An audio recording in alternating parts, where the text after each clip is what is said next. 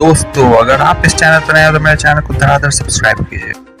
धरती का स्वर्ग कहे जाने वाले कश्मीर में आज एक और नया दिन और एक और हिंदू कर्मचारी की हत्या। ये तब हुआ जब परसों ही यहाँ के एक स्कूल के टीचर को आतंकियों ने मौत के घाट उतार दिया था। लोग लेडी टीचर की हत्या से आक्रोशित थे। न्याय के लिए सड़कों पर थे कि आज बैंक मैनेजर विजय की हत्या की खबर आ गई। घाटी में टारगेट किलिंग का ये नया दौर है। इसने एक बार फिर से 1990 जैसे माहौल की याद दिला दी है। निशाने पर कश्मीर में बसने आ रहे कश्मीरी पंडित तो हैं ही, बाहरी मजदूर और वो सब हैं जिन्हें आतंकी अपने दहशत भरे राज के लिए खतरा मानते हैं। यही वजह है कि 7 दिन पहले 25 मई को कश्मीरी एक्ट्रेस अमरीन भट्ट और 24 मई को पुलिसकर्मी सैफ कादरी की हत्या हुई थी। कश्मीर में पिछले 8 जून को सरपंच अजय पंडित की हत्या से टारगेट किलिंग का सिलसिला शुरू हुआ है। इसके बाद 5 अक्टूबर को श्रीनगर के केमिस्ट ML बिंद्रू की हत्या कर दहशत फैला दी गई। 2 दिन के बाद ही यानी 7 अक्टूबर को आतंकियों ने एक स्कूल के प्रिंसिपल सतिंदर कौर और टीचर दीपक चंद की हत्या कर दी। मई में टारगेट किलिंग की 8 घटनाएं सामने आई हैं। रजनी बाला की हत्या से पहले 12 मई को आतंकियों ने बड़गाम में दफ्तर में घुसकर राजस्व अधिकारी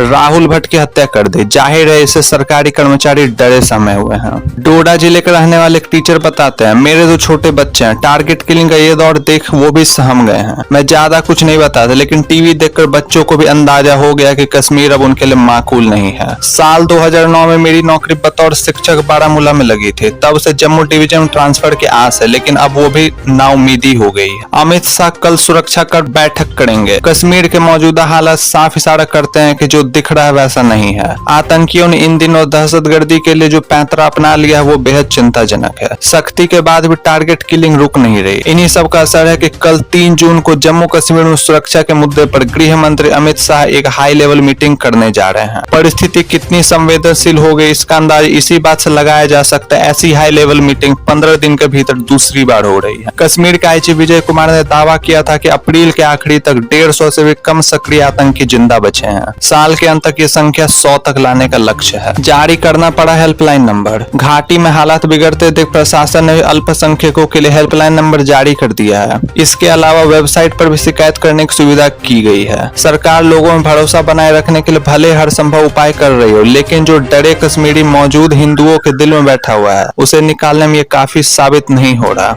कुछ समाचार एजेंसियों ने दावा किया है कि कई कश्मीरी पंडित पलायन भी कर चुके हैं। परिवार समेत वे सुरक्षित स्थानों की ओर रवाना हो गए। गुरुवार को एक और राजस्थान के रहने वाले हिंदू बैंक कर्मी की हत्या से लोग डर गए। आलम यह है कि इस समय श्रीनगर एयरपोर्ट पर कश्मीर से जाने वालों की भीड़ उमड़ पड़ी है। इससे पहले 1990 में जब पलायन हुआ था तो लाखों कश्मीरी पंडित अपना सब कुछ छोड़ रातों रात कश्मीर छोड़ने को मजबूर थे। सरकारी आंकड़ों के मुताबिक 1990 में 44,000 से भी ज्यादा परिवार यानी कि 1.5 लाख लोग पलायन कर जम्मू पहुंचे थे। गृह मंत्री के मुताबिक 1990 के बाद घाटी में शुरू आतंकवाद में 220 कश्मीरी पंडितों की जान जा चुकी।